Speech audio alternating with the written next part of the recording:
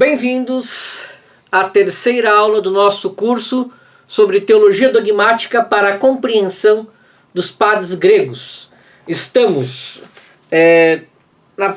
na busca pela fé 2, a diversidade de caminhos. As pessoas chegam a Deus pelas diversas vias. Às vezes o encontro com Deus é inesperado e súbito. Às vezes ele é antecipado por um longo caminho de procuras, dúvidas e decepções. Em alguns casos, Deus surpreende o homem chegando repentinamente. Em outros, o homem encontra Deus sozinho e se volta a Ele. Esse encontro pode acontecer a qualquer hora, na infância ou na juventude, na maturidade ou na velhice. E não há no mundo pessoas que encontram Deus pelos caminhos iguais. Do mesmo modo que não há um caminho garantido que possa levar a Deus a qualquer pessoa. Cada um é pioneiro nesse caminho. Cada um deve passar por ele sozinho para encontrar seu próprio Deus, ao qual se diz: ó Deus, tu és o meu Deus. Deus é um e único para todas as pessoas, mas ele deve ser descoberto por mim para tornar-se meu. Um dos exemplos de um encontro súbito do homem com seu Deus é o apóstolo Paulo. Antes de se tornar um apóstolo, ele tinha sido um judeu ortodoxo e tinha ódio pelo cristianismo, que considerava uma seita prejudicial e perigosa. Respirando ainda ameaças e mortes, ele caminhava para Damasco, prestes a fazer muitos danos à igreja. Mas quando já estava se aproximando da cidade, subitamente o cercou um resplendor de luz do céu, e caindo em terra ele ouviu uma voz que lhe dizia: Saulo, Saulo, por que me persegues? E ele disse: quem é, Senhor? E disse o Senhor: eu sou Jesus a quem tu persegues. Ofuscado pela luz divina, Saulo perdeu a visão. Ao longo de 3 dias ele permaneceu cego e manteve jejum. Em seguida, recebeu o batismo e recuperou a visão e se tornou o apóstolo de Cristo, aquele cujo destino era trabalhar muito mais do que todos eles na pregação do Evangelho. Imediatamente após a sua conversão, foi pregar aquele Cristo que se revelou pessoalmente a ele, aquele Cristo que se tornou seu Deus. Há ainda um outro exemplo contemporâneo, um dos mais conhecidos pregadores ortodoxos russos do mundo, o metropolita Antônio Blum. Era ateu quando criança. Tudo que ele ouvia sobre Cristo não provocava nele nenhuma simpatia pelo cristianismo. Certa vez, indignado pelo sermão de um sacerdote, ele decidiu verificar se realmente o cristianismo era tão desagradável como parecia. Então pegou o Novo Testamento e escolheu o evangelho mais curto para não gastar muito tempo e iniciou a leitura.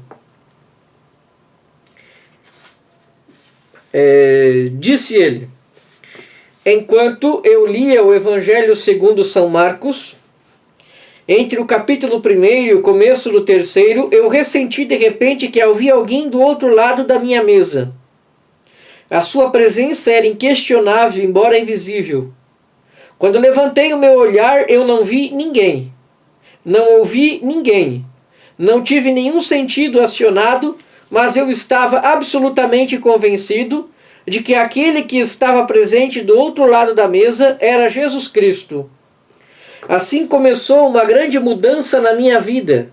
Senti que não existia nenhuma outra tarefa na minha vida, senão compartilhar com outros aquela alegria transformadora que me foi revelada ao conhecer Deus e Cristo.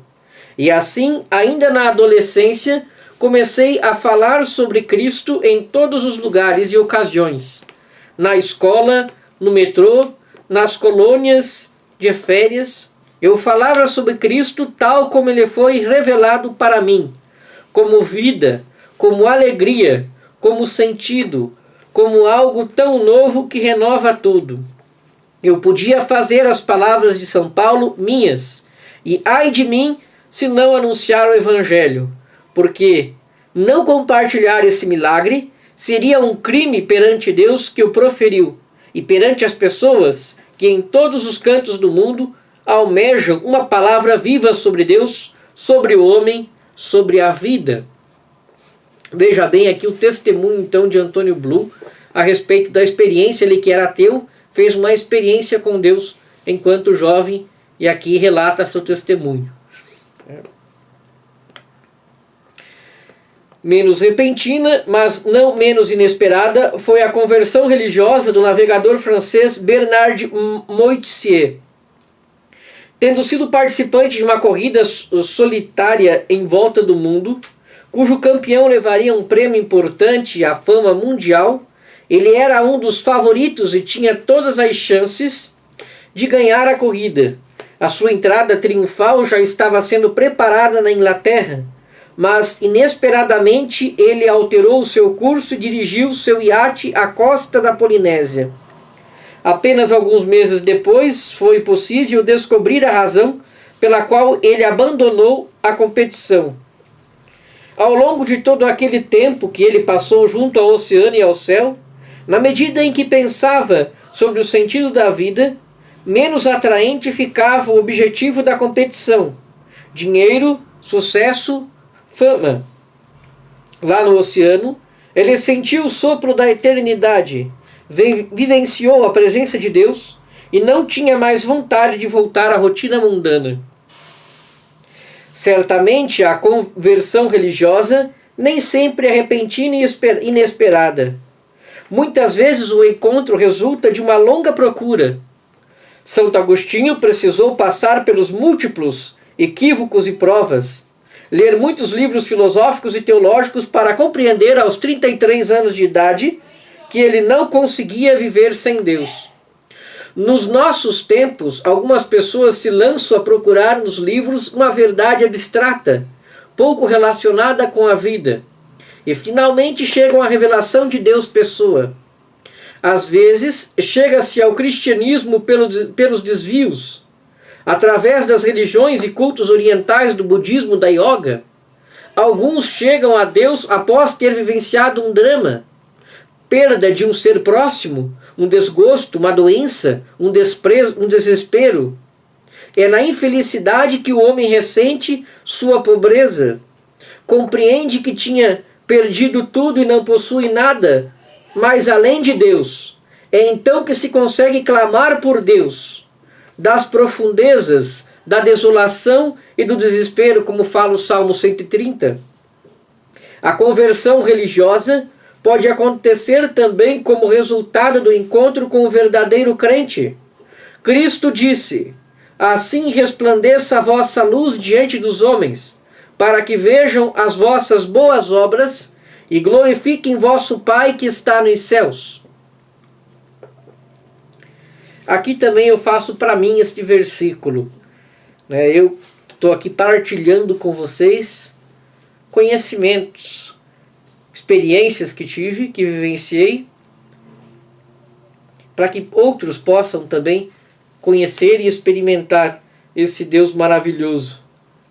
Então, que essa boa obra que eu estou fazendo seja para glorificar Deus que está nos céus, E que essa luz, então, brilhe diante de todos.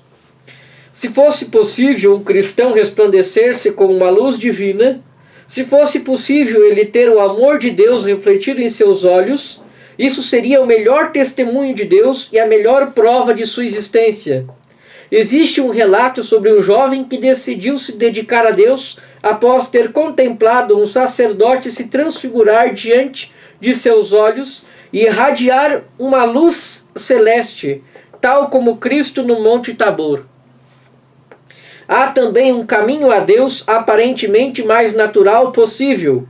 Quando uma criança nasce em uma família religiosa e cresce dentro da fé, No entanto, a fé, embora possa ser herdada, precisa ser internalizada e experimentada pelo ser humano, precisa se tornar parte de sua própria experiência vivida.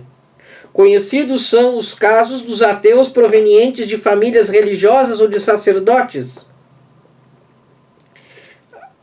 Há também alguns filósofos materialistas russos do século XIX. Ambos nasceram em tradicionais famílias de sacerdotes, mas romperam com a religiosidade de seus ancestrais. Não se nasce crente. A fé se conquista através do esforço e da coragem daquele que a almeja e da graça de Deus. É dom de Deus. Muito obrigado pela sua atenção e até nossa próxima aula. Vamos continuar vendo sobre a busca pela fé e vamos ver então a filosofia em busca do Criador do universo.